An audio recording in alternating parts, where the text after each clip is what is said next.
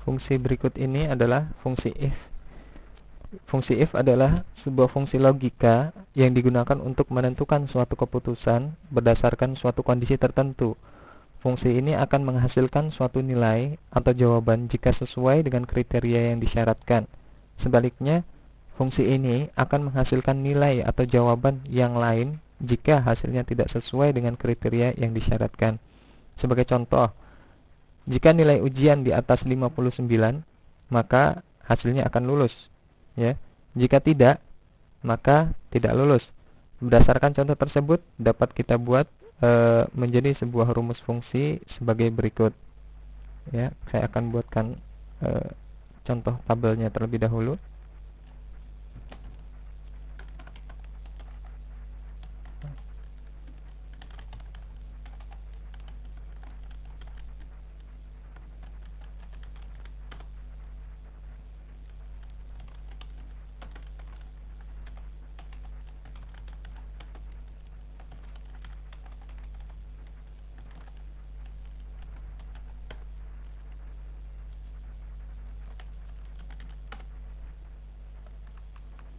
Contoh nilai ujiannya adalah 70, 53, 65, 50. Ya. Saya akan coba tuliskan. Kriteria yang ditentukan tadi adalah apabila nilai ujian itu di atas 59, maka dia akan lulus. Oke, saya tulis dulu di sini kriterianya.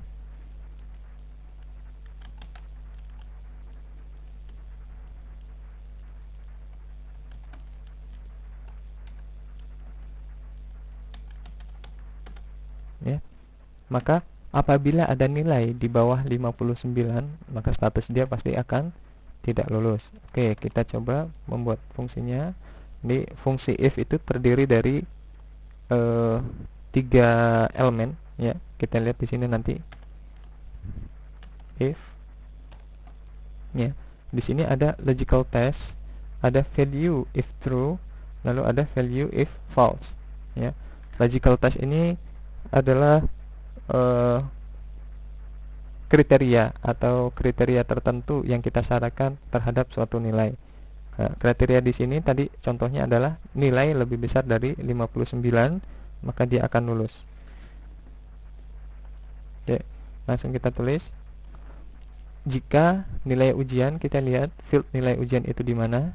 Di sini, ya, B2 lebih besar dari 59, maka ya, cara membacanya itu seperti itu, ya.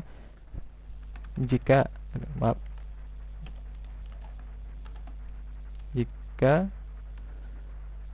B9 lebih besar dari 59, B2 lebih besar dari 59, maka statusnya adalah lulus, ya.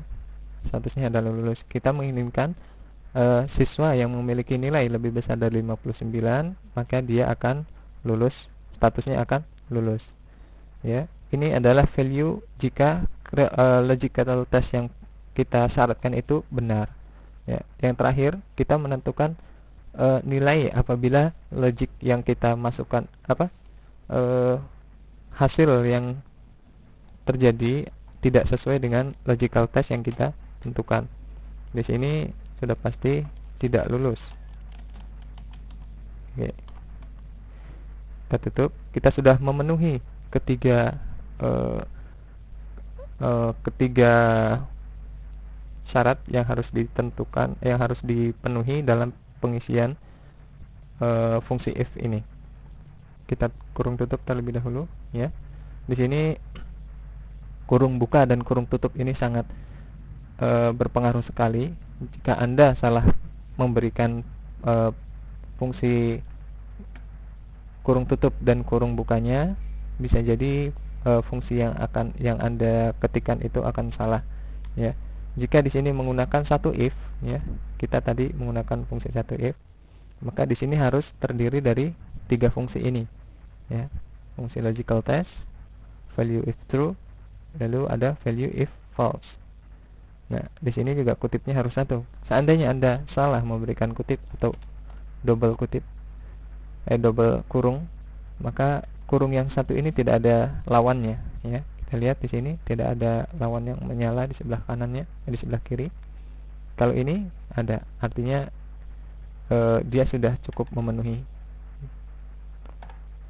ya, lulus. Tinggal kita copy ke bawah, ya. Kita cek di sini, nilai 53 tidak lulus, ya, karena nilainya di bawah dari 59. 65 lulus, lebih besar dari 59, 50 tidak lulus, ya. Fungsi if ini walaupun terdiri dari 3 fungsi utama, logical test, value true if true, dan value if false, yang saya berikan contoh ini adalah sampel sederhana.